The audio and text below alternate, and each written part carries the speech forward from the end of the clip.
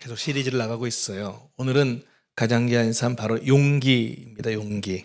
하나님께서 기뻐하시는 가장 귀한 삶은 바로 어떤 삶이냐? 바로 어떤 삶이에요? 용기 있는 삶이에요. 용기 있는 삶.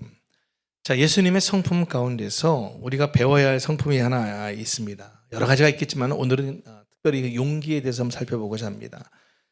그 예수님의 용기는요, 두려움을 정복한 그런 용기였어요. 위협을 이겨낸 용기였고요. 또 배신을 이겨냈던 용기였습니다. 예수님의 용기는 협박을 이겨내고 고통을 이겨내고 또 죽음을 초월한 그런 용기였습니다.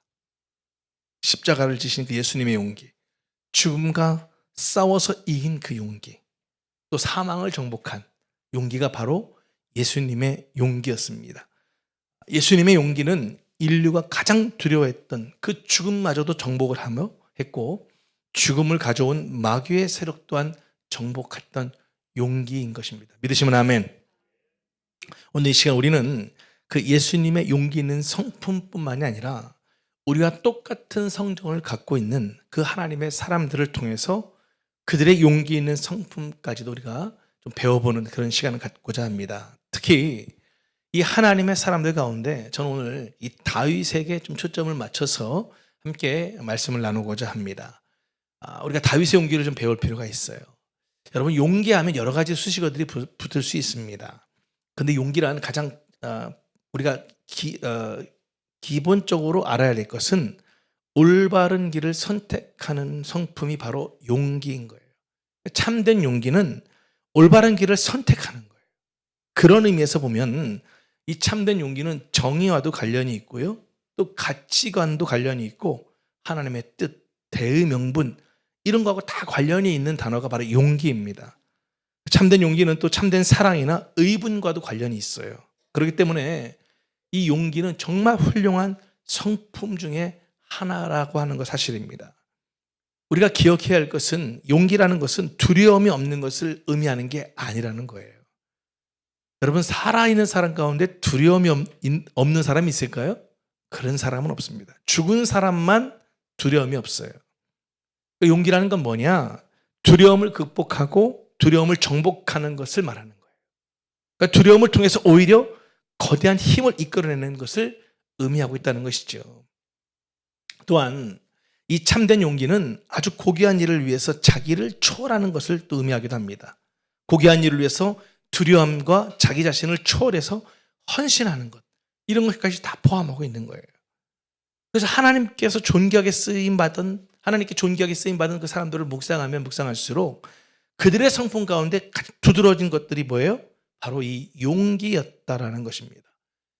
몇 가지 인물들을 좀 예를 들어보고자 싶어요. 여러분, 모세의 부모를 한번 생각해 보세요.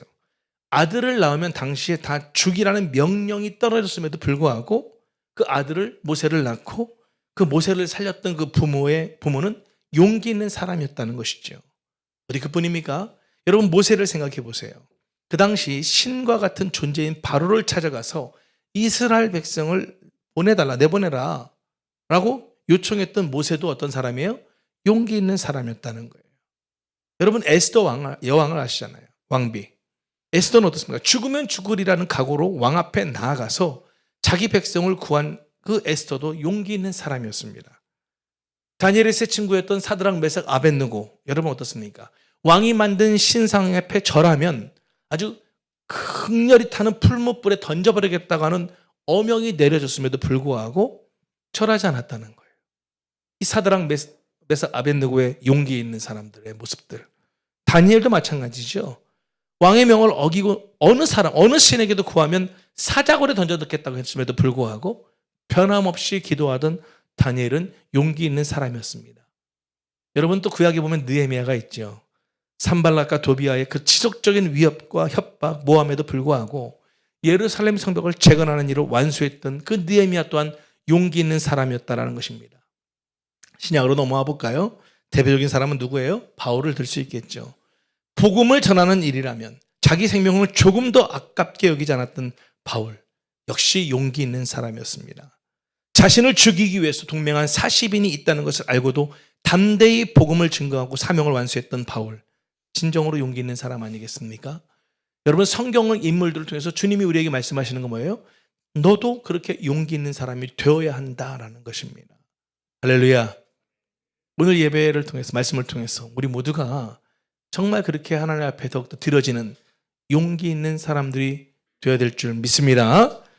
하나님을 위해서 생명을 걸었던 사람들, 하나님의 뜻을 이루기 위해서 목숨을 바쳤던 사람들, 하나님이 맡기신 과업을 완수한 사람들은 모두 다 어떤 사람들이었던 거예요? 용기 있는 사람들이었다는 것입니다. 그들은 비겁하지도 않았고 비굴하지도 않았습니다. 그들 안에 두려움이 없었던 것은 아닙니다. 다시 말씀드리지만 세상에 두려움이 없는 사람은 없어요. 다만 그 두려움을 어떻게 극복했느냐가 문제인 것이죠. 위기를 만나면 그 위기를 극복하는 사람이나 그 위기 앞에 굴복해버린 사람이나 한결같은 두려움을 갖고 있는 것입니다.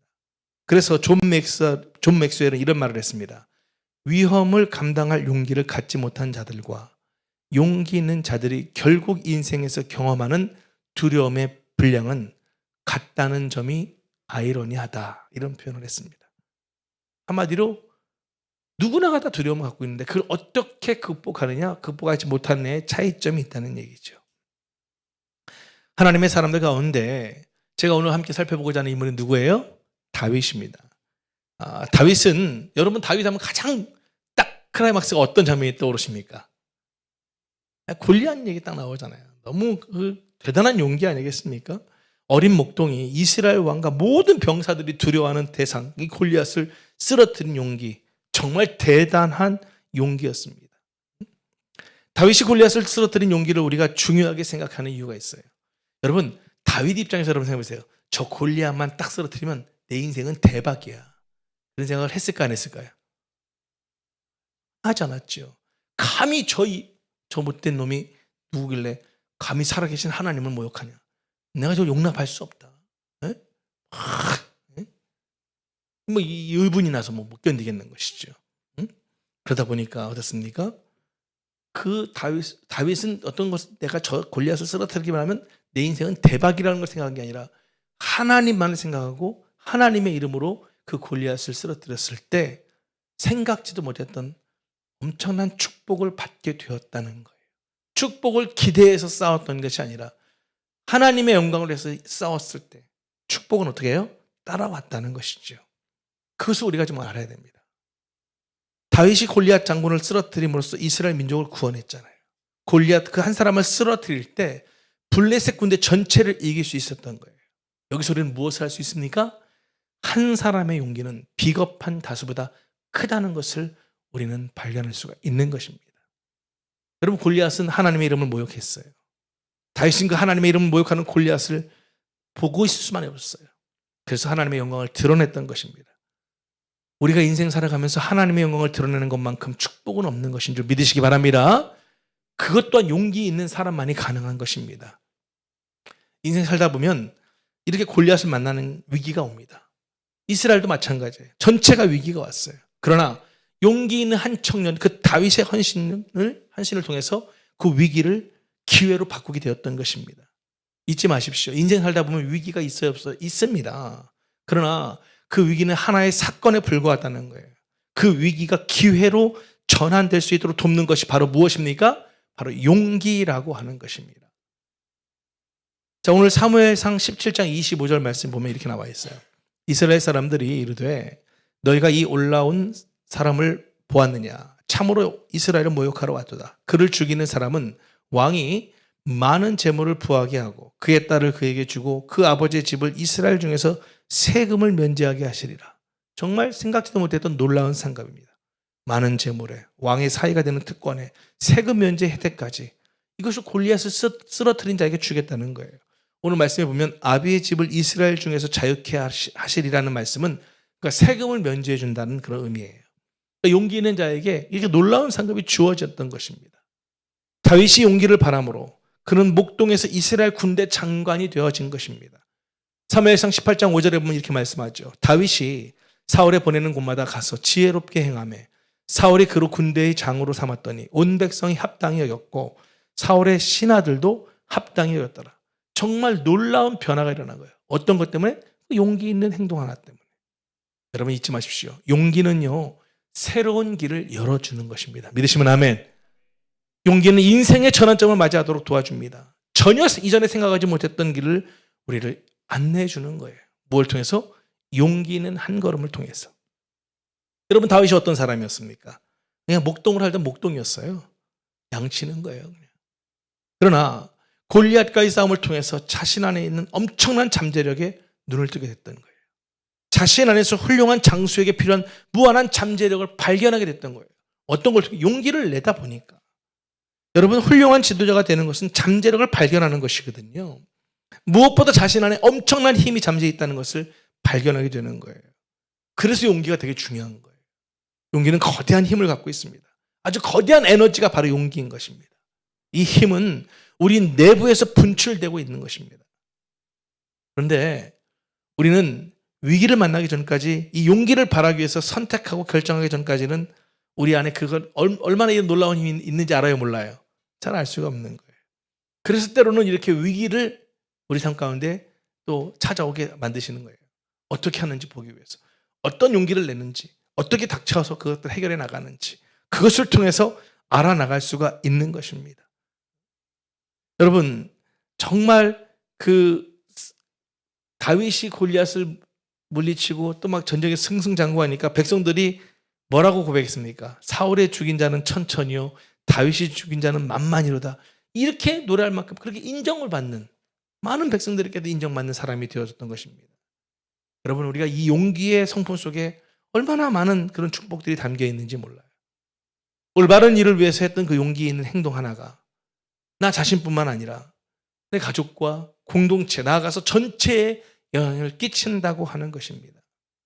물론 이 용기 있는 행동은 결코 쉬운 것은 아닙니다. 그것은 목숨을 내건 행동을 할 때도 있거든요. 내 전 존재를 다 내걸어야 할 때도 있거든요. 하지만 그 값진 행동을 통해서 하나님은 그것을 그냥 흘려보내지 않으시는 거예요. 믿으시면 아멘. 놀라운 축복으로 더해 주신다고 하는 것입니다. 그래서 우리가 정말 용기 있는 삶을 살아가기 위해서는 우리의 눈이 어디를 향했느냐, 이게 되게 매우 중요한 거예요. 왜냐? 그 눈의 방향에 따라서 감정이 달라지는 거거든요. 또 관점이 생각을 결정하게 되고 그 생각이 감정을 결정하는 것이기 때문에 우리의 눈을 어디에 둘 것인지를 항상 유념해 둬야 되는 거예요. 다윗은 골리앗을 봤습니까? 하나님을 봤습니까? 하나님을 봤던 것입니다. 여러분, 이 사실을 꼭 기억하셔야 됩니다. 어떤 극한 상황 속에서도 하나님을 바라보지 않으면 골리앗은 커 보이는 거예요. 지금 여러분들이 왜 이렇게 내 인생은 이렇게 가난 뿐인가? 왜 이렇게 잠깐만 막막하고 답답한가? 지금 뭐 어떤 거예요? 골리앗을 바라보고 있는 거예요. 물질이 될 수도 있고, 환경이 될 수도 있고, 명예가 될 수도 있고, 인간관계일 수도 있습니다. 너무 그런 것들이 커 보이는 거예요. 그러나 하나님을 바라보면 골리앗은 너무나 작아 보이는 거예요. 믿으시면 아멘. 다윗은 하나님을 바라봤어요. 이 가짜나 보이는 거예요, 이 골리앗이. 오늘 그런 은혜가 우리 가운데 있기를 바랍니다. 항상 다윗은 시편 62편 1절 말씀 같이 한번 볼까요? 읽어보겠습니다. 시작. 나의 영혼이 잠잠히 하나님만 바라며 나의 구원이 그에게서 나오는도다. 아멘. 다윗은 항상 어느 순간에도 하나님만 바라본 거예요. 시선이 하나님께 고정되어 있던 것입니다. 그래서 정말 그 극한 상황 속에서도 골리앗 앞에서 다 벌벌 떨 때도 이 다윗은 당당할 수 있었던 것입니다. 왜? 누가 함께 하시니까? 하나님이 나와 함께 하시는데. 여러분 앞에 어떤 골리앗으로 지금 힘들어하고 계십니까? 아마 대부분의 많은 분들이 물질의 골리앗 앞에서, 아니면 또 인간관계의 골리앗 앞에서 많이들 떨고 두려워하고 무너지는 것 같습니다. 그러나 여러분, 뒤에 그 골리앗보다 훨씬 비교도 안 될 만큼 크신 하나님이 여러분과 함께하고 계심을 잊지 마시기 바랍니다. 오늘 것을 주의 음성으로 들으셨으면 좋겠습니다. 모세 얘기도 잠깐 해볼까 싶어요. 이스라엘 민족을 추적해오는 애국 군대와 홍해 앞에서 이제 모세가 진퇴양난이잖아요. 뒤에는 애국 군대가 다 쫓아오죠. 앞에는 홍해 바다가 탁 있잖아요. 그때 모세가 한 것은 무엇입니까? 모세 또한 하나님을 바라본 것뿐입니다. 출애굽기 14장 13절에 보니까 이런 고백을 합니다. 모세가 백성에게 이르되 너희는 두려워하지 말고 가만히 서서 여호와께서 오늘 너희를 위하여 행하시는 구원을 보라. 너희가 오늘 본 애굽 사람을 영원히 다시 보지 아니하리라. 할렐루야. 우리가 위기 앞에서 골리앗 앞에서 우리가 해야 될 가장 중요한 것 중에 하나가 뭐냐면 가만히 서서 하나님을 바라보는 거예요. 이 가만히 있지를 못하는 거예요. 그냥 뭘 해보려고 막 안간힘을 쓰는 거죠. 그러다 보니까 어떻게 돼요? 오히려 더 엮이게 되고 꼬이게 되고 이제 좌초하게 되는 것입니다. 여러분의 그거 골리앗이 무섭죠? 두렵죠? 다 내 모든 것을 끝내버릴 것 같죠? 그러나 잊지 마십시오. 가만히 서서 하나님을 구하고 하나님을 바라볼 때 그 하나님이 놀랍게 역사하시는 줄 믿으시기 바랍니다. 여러분, 그 골리앗의 문제 앞에서 두려워하지 마십시오. 그 문제에서 눈을 돌려서 다시 하나님을 바라보면 하나님이 함께 하시면 불가능이 없는 줄 믿으시기 바랍니다. 사람의 소리보다 하나님의 음성을 들어야 됩니다. 골리앗의 그 말은 위협적이고 너무 큰 소리였지만 그 골리앗을 이기는 길은 바로 하나님의 말씀밖에 없었음을 기억하셔야 됩니다. 하나님을 신뢰하는 사람, 그렇다고 해서 두려움이 없는 건 아니지 않습니까? 다만 그 두려움을 극복할 뿐인 것입니다. 두려움을 정복하고 두려움을 정해서 막 두려움 중에도 막 전진해 나갈 때 하나님이 내 안에 있는 내재되어 있는 나도 몰랐던 그 잠재적인 능력을 통해서 그 두려움을 몰아나게 하시고 그 위기를 기회로 만들어서 축복받는 그런 열쇠로 삼게 해주시는 줄 믿으시기 바랍니다. 여러분 또 잘 아는 여호수아 얘기 잠깐 해볼까 합니다. 여호수아 1장 9절 말씀 한번 볼까요? 같이 읽어보겠습니다. 시작. 내가 내게 명령한 것이 아니냐. 강하고 담대하라. 두려워하지 말며 놀라지 말라. 네가 어디로 가든지 내 하나님 여호와가 너와 함께하느니라 하시니라. 할렐루야. 골리앗 앞에서 지금 두려운 가운데 계신 분들 오늘 주의 음성으로 들으시기 바랍니다. 아멘. 어디로 가든지 하나님께서 나와 함께 하신다지 않습니까?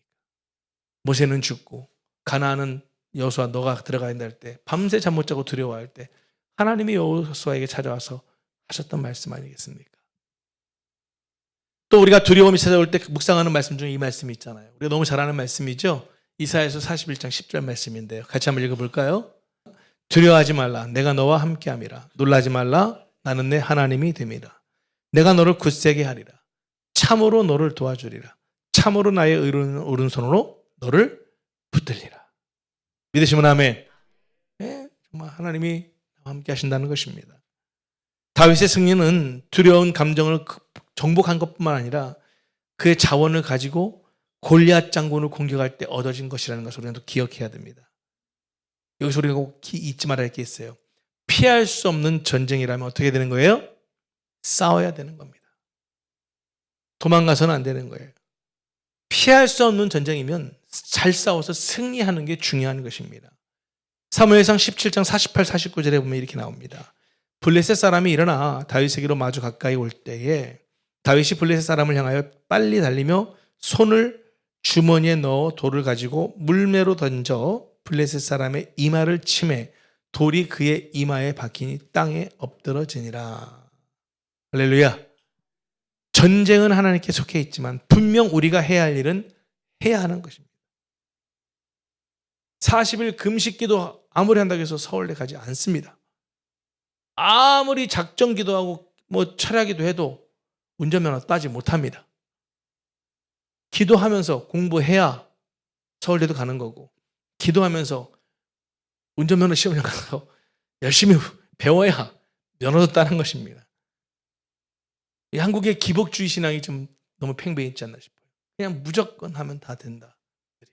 여러분 기억하세요. 신사도라고만 하는 게 하여튼 신사도라는 말이 들어가면 일단 열어볼 것도 없고 500명 죽은 사람 목사 그렇게 하면 또 쏠깃하잖아요. 여러분 지금 쏠깃하시죠 막. 이따 저 찾아오시면 제가 안 알려줄 거예요. 그런 거에 자꾸 이렇게 현혹돼서는 안 되는 것입니다. 내가 할 건 최선을 다해야지. 아니 그 목사가 한 일이 아니잖아요. 만약 그런 일이 정말 일어났다 하더라도 누가 하신 거예요?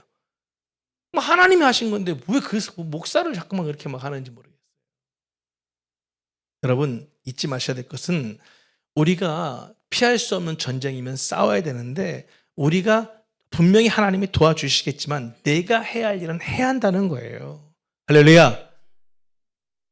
언제 어떤 상황이 올지 모르지만 다윗은 항상 내 양을 지켜야 하기 때문에 곰이나 사자로부터 내 양을 지켜야 하기 때문에 항상 물매로 돌로 연습을 했던 겁니다. 셀 수 없을 정도로 수없이 반복을 했던 것입니다. 그래서 그 물맷돌 5개를 준비했고 그 속도를 이용했습니다. 그리고 그 골리앗의 허점을 노렸던 것입니다. 갑옷을 다 입고 있고 투구 다 쓰고 막 하고 있으니까 딱 이마밖에 구멍이 없는 거예요. 한 방이면 되는 것이죠. 여러분 잊지 마시기 바랍니다. 두려움도 극복해내야 되지만 내가 가진 탤런트를 연마해 나갈 때 그걸 통해서도 얼마든지 싸워서 이겨낼 수 있다는 것입니다. 아멘. 여러분 가장 치열한 싸움은 항상 내면에 있는 거 아니겠습니까? 인간은 누구나 장애물을 만나면 피하고 싶죠. 도망가고 싶죠. 그러나 진정한 용기란 뭐예요? 내면의 결단인 것입니다. 어떤 상황에서도 물러서지 않겠다는 결의가 필요한 것입니다.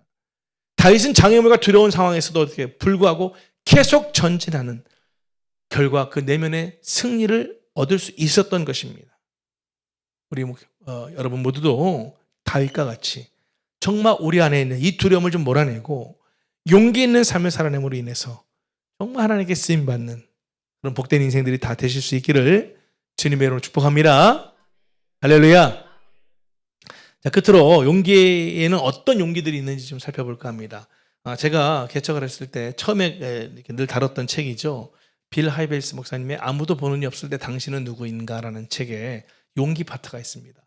그래서 그 용기에서 이제 4가지 용기에 대해서 우리에게 이야기를 해주는데 사실 우리는 어떤 걸 용기라고 생각합니까? 누가 물에 빠져 있으면 그냥 들어가서 건져주는 거. 이런 것들, 누가 이렇게 좀 나쁜 사람들에게 이렇게 뭐가 이렇게 위협을 당하고 있으면 내가 용기를 발휘해가지고 딱 뭔가 이렇게 구해주는 거. 이런 이제 용기들을 생각하잖아요.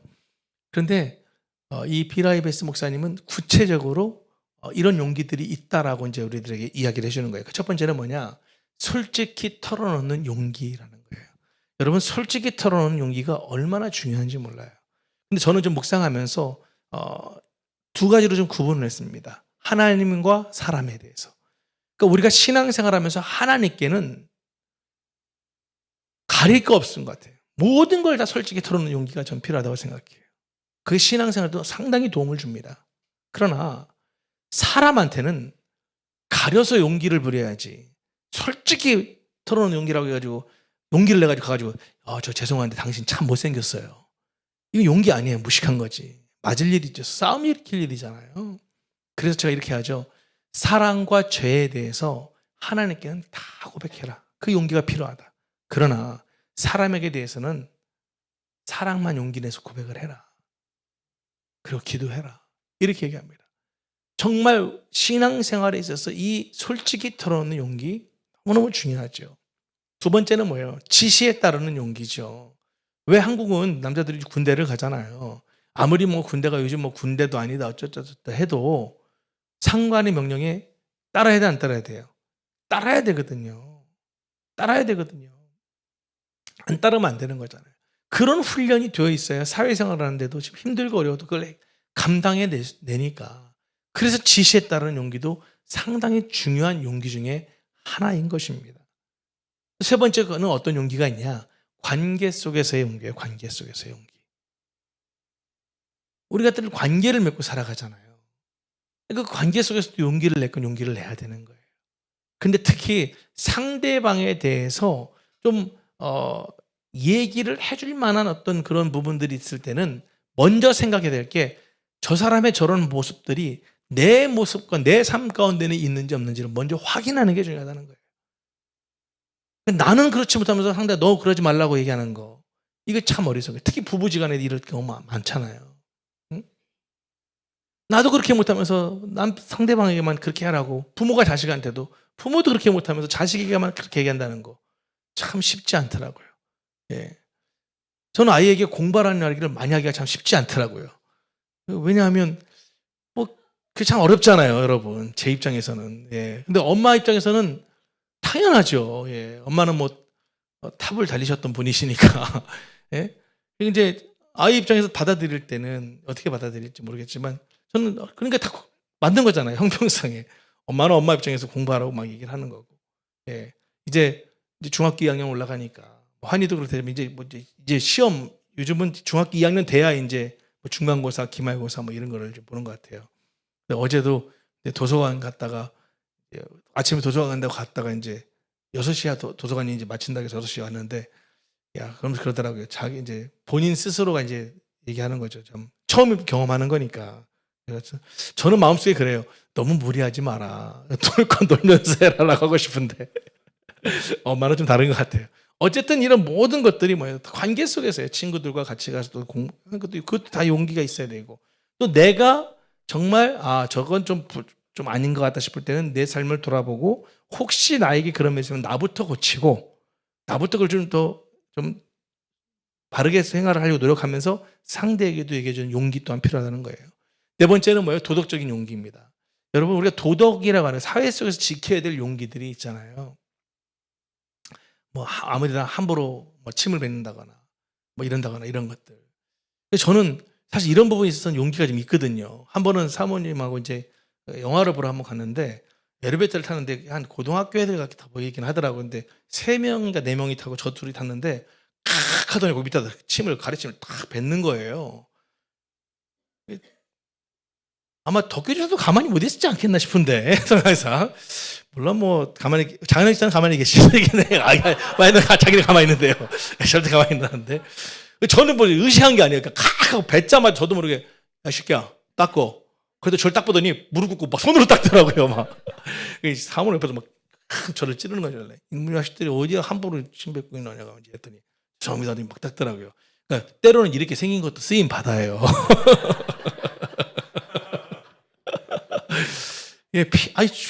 중요한 걸 해야 되는 부분이잖아요. 아닌 건 아닌 거잖아요. 그러나 우리 스스로가 지켜야 될 용기들은 또 열심히 해서 지키는 용기가 필요하다는 것이죠. 이렇게 용기에 있어서 좀 더 구체적으로 들어가면 다양성이 있는 거예요.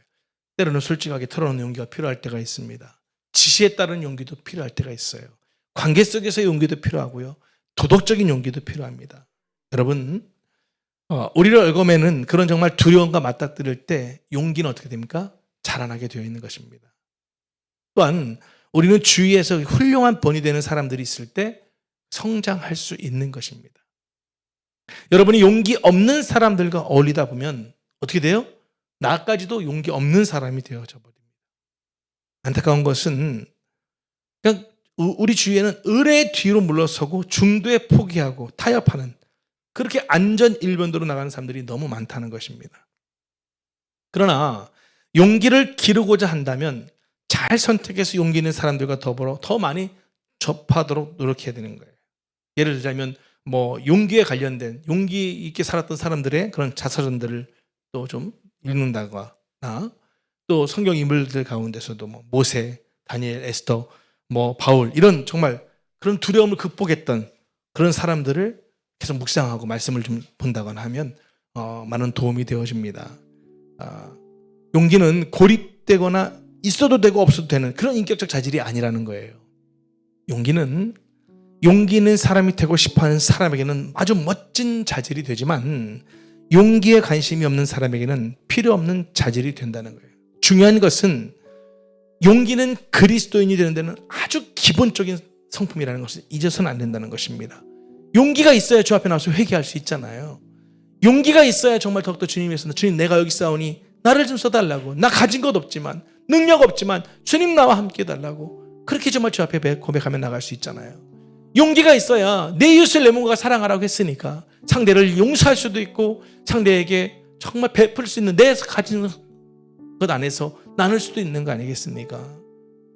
용기가 있어야 예수 그리스도와 함께 걸을 수 있어요. 믿으시면 아멘. 정말 예수님을 더욱더 신뢰하면서 그 정말 주 앞에 손을 내밀 수도 있는 것입니다. 용기 있는 사람만이 주 앞에 회개하면서 용서고 받을 수 있는 거 아니겠습니까? 용기가 있어야 그 주님께서 말씀하신 거에 순종할 수도 있는 것입니다. 어디 그뿐입니까? 용기가 있어야 도덕적으로도 행동할 수 있잖아요. 또 배우자, 자녀, 친구의 의미 있는 관계를 맺을 수 있는 거예요. 뭐가 있을 때? 용기 있는 사람이 될 때. 용기가 있어야 사업장을 확장할 수도 있는 것이고 전공을 바꿀 수도 있는 것이고 직장도 옮길 수가 있는 것입니다. 용기가 있어야 집을 떠나 살거나 다시 또 집에 돌아올 수도 있는 거 아니겠습니까? 중요한 것은 우리 모두는 용기 있는 사람이 되어야 합니다. 왜냐? 하나님은 우리가 용기 있는 사람이 되기를 바라시기 때문에 그렇습니다. 믿으시면 아멘. 우리 모두가 그렇게 살아야 됩니다. 오늘 끝으로 여러분들에게 이 말씀을 좀 전하고 싶습니다. 디모데후서 1장 7절 말씀이에요. 같이 한번 읽어볼까요? 시작. 하나님이 우리에게 주신 것은 두려워하는 마음이 아니요 오직 능력과 사랑과 절제하는 마음이니. 믿으시면 아멘. 하나님이 절대 우리에게 두려워하는 마음 주지 않습니다. 그건 사탄이 주는 거예요. 뭔가 두렵다, 괴롭다, 뭐 고민할 것도 없어. 아, 이게 사탄이 날 또 시험하는 거구나. 그래서 주님은 나에게 어떤 걸 항상 주셔요? 능력을 주셔요. 믿으시면 아멘. 사랑을 주십니다. 아멘. 절제할 수 있는 마음을 주시는 것입니다. 우리 모두가 정말 2023년 주님이 정말 기뻐하시는 가장 귀한 삶, 어떤 삶이에요? 용기 있는 삶.